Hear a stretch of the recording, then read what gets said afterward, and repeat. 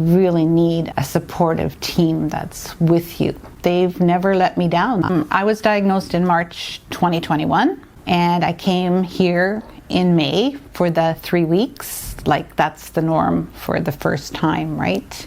Just to get a total feel, I guess, for the cancer and, the treatments and stuff like that. So, and it definitely stunned my cancer. Even the oncologist had to say that. So my original treatments made a dent, let's say, okay? But MCL, which is the cancer that I have, is relentless and has a high rate of relapse. So it did come back in January of 2022. And I had to reassess a lot of things, and I did some alternative therapies at home. I continued my diet that I learned here, and the juicing and the supplements. But then the Immunotherapy Institute told me that there was a new thing that they were willing to offer me, which was CAR T cell therapy.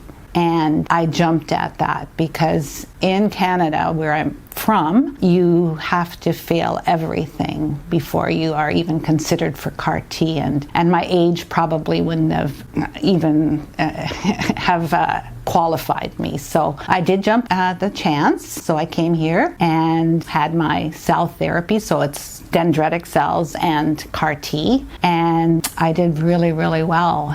The PET scan that I had 3 months afterwards showed no evidence of lymphoma whatsoever.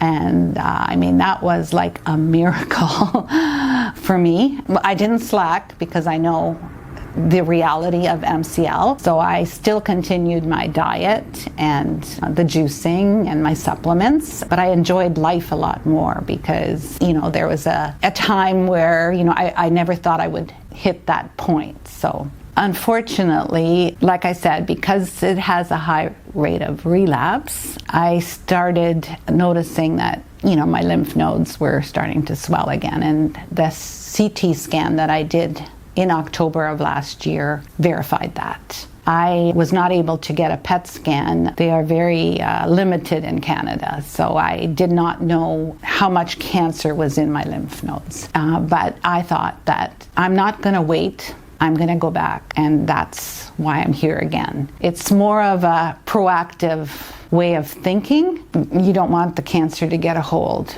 And I know that this cancer loves to go into your spleen and into your digestive system, and it would not be nice.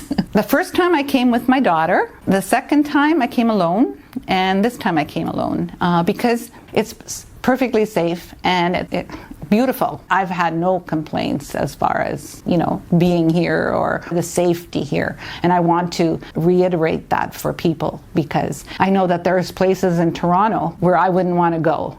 So I'm sure Tijuana has that too, but this area is perfectly safe. So the quality of life that I have experienced because of the decisions I've made to come to Mexico, what I learned to take care of myself, like with the diet and the juicing and the spiritual part of it, the positive outlook, be grateful, and for the opportunity to come here for the CAR T. I think I was the first international person to receive it. I would think that in Canada, they wouldn't even recognize it as a legitimate cell therapy, even though it has worked for me.